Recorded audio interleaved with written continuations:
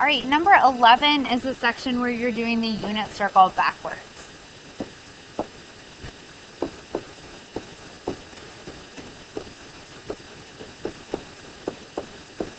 So unit circle is something you need to know forwards and backwards. We'll actually be working with inverses later in the year. But here, we're just given the value and we want to list all angles where this occurs. So some of these will have one answer. Some of these will have two answers. If you were to have a plus and minus, you might have four answers. And we'll be using this idea a ton when we work on trig equations, which is coming up after this unit. So what you want to think to yourself is, where is sine 0? So where is sine 0? Well, sine is 0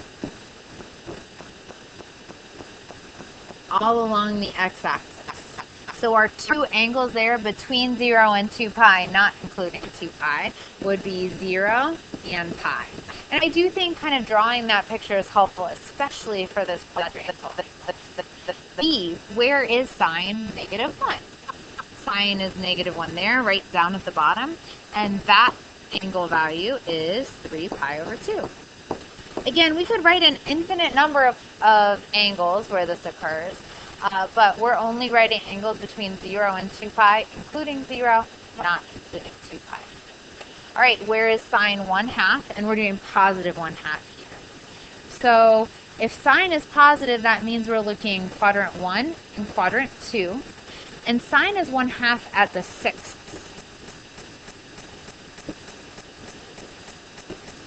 My first quadrant 6th is pi over 6. And my second quadrant 6th is 5 pi over 6. But kind of like that method for going through and answering the question, kind of identify the quadrants where you have a positive or negative, identify the denominator that you need, and then list the ratios.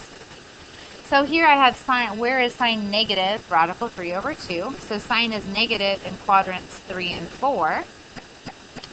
And sine is radical 3 over 2 at our thirds.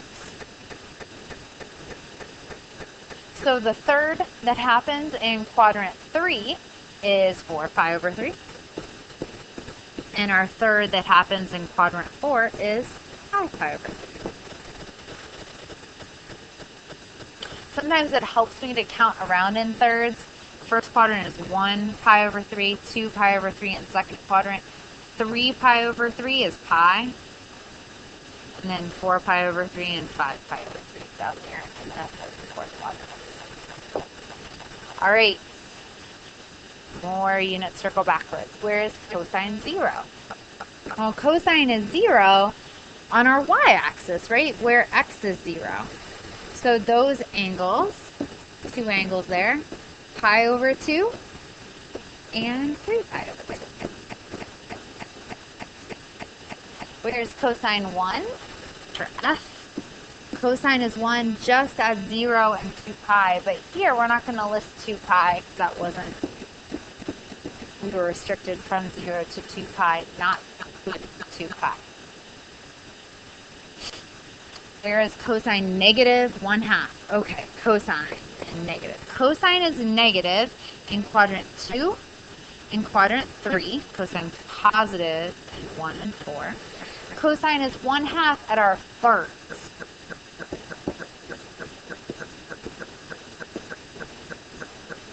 And if you're really struggling with what should go in that denominator, go back and look at the website, at the Canvas modules.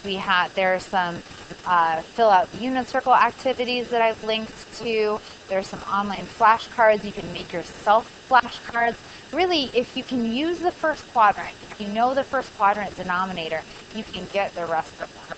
So if the memorization is what you're struggling with, you got to find a way to memorize that's going to work for you, whether that's flashcards or filling out the unit circle over and over, or just writing out the ratios, like the trig table in the packet of notes that I gave to you.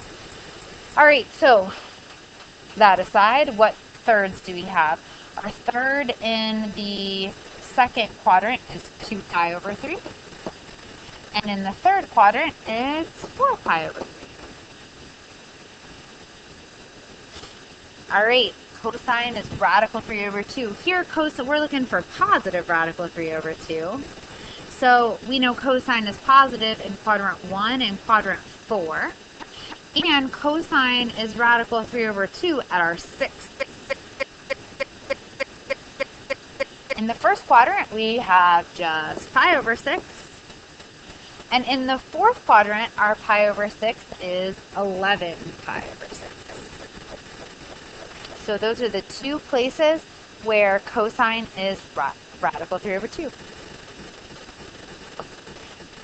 Okay, just a couple more. You've almost made it through unit circle backwards, and they're all tangent values. So remember, if you need to lean on the fact that tangent is sine over cosine, that is absolutely fine. That really helps me with some of these.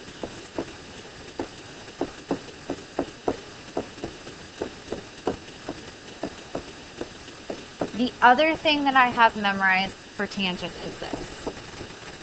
Tangent at pi over 6 is radical 3 over 3. And the way I memorize that is 3 plus 3 is 6.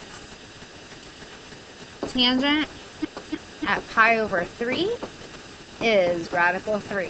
And I just think the 3's match. And then tangent at pi over 4 is 1. And that's because sine and cosine are the same at pi over 4. So those are your first quadrant values. If I see tangent is 0 or undefined, that's when I have to play around with sine and cosine a little bit and do that ratio. And that's what I'm going to do here for where is tangent 0. So if tangent of x is 0, that means that sine is 0 and cosine is either positive 1 or negative 1. That doesn't matter. So what I'm looking for is that angle value. At what angle is sine 0 and cosine 1? And at what angle is sine 0 and cosine negative 1? You need both of those combinations. Well, sine is 0 and cosine is 1 at 0. That's where cosine is 1 and sine is 0. And cosine is negative 1 and sine is 0 at pi. So I'm just going to double check that with a little drawing. Here I have 1, 0. So tangent would be 0 over 1. And over here I have negative 1, 0. And tangent would be 0 over negative 1. So those are your two values for where tangent is. All right, where's tangent negative 1? Well, tangent is negative in quadrants 2 and 4. And tangent is 1 at our fourths.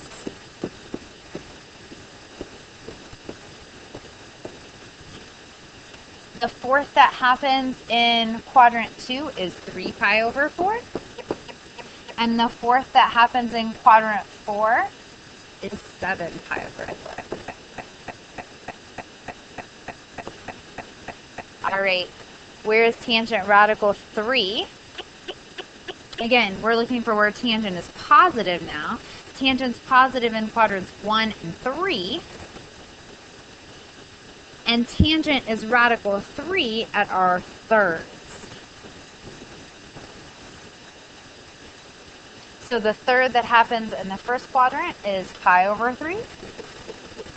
And the third that happens in the third quadrant is 4 pi over 3. Last one, unit circle backwards. Tangent negative radical 3 over 3. So tangent again is negative in quadrants 2 and 4. And tangent is radical 3 over 3 at our sixths. So the sixth that happens in quadrant 2 is 5 pi over 6. And the sixth that happens in quadrant 4 is 11 pi over 6. And that is number 11, which is all of your unit circle backwards. Really, if you can do those, you should be golden. Lovely job.